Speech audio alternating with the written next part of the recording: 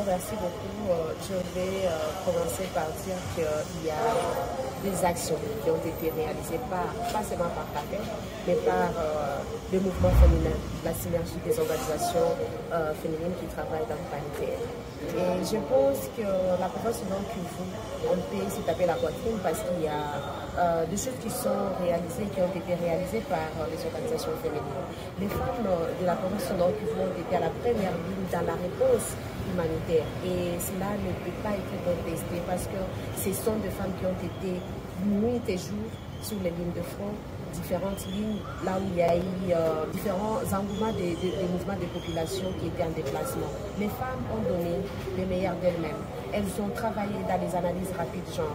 Elles ont donné en termes de réponses les habits, les vivres et les non-vivres. Elles ont formé même les femmes déplacées. Elles ont formé et même transféré les compétences aussi dans les femmes qui vivent dans les camps de déplacés. Nous avons initié d'ailleurs différents clubs.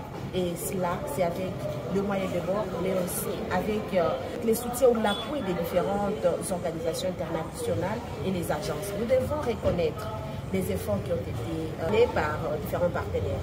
C'est vrai, il y a plusieurs défis que nous devons relever ensemble. Aujourd'hui, nous parlons de la localisation de l'aide humanitaire et de mettre les organisations locales à la première ligne dans la réponse. Mais je pense que cela doit être très bien comprise entre les deux parties, entre les organisations locales et les organisations internationales. Aussi, nous devons beaucoup plus nous focaliser, pas seulement sur les défis, mais sur les réalisations, ce que nous avons fait. Nous avons apporté de l'aide, nous avons distribué même le peu que nous avons eu avec les nécessités. Et je souligne, l'aide humanitaire ne concerne pas seulement les déplacés, ça concerne tout le monde. Et nous devons tous agir pour l'humanité. Et agir pour l'humanité, c'est quoi? C'est de nous oublier d'abord, nous, en tant qu'humains, et travailler au profit et pour l'intérêt des nécessités. Je rappelle une chose, il y a aujourd'hui des partenaires comme CARE International qui nous a appuyés, nous en tant que CAFED, pas seulement CAFED, mais avec d'autres organisations internationales.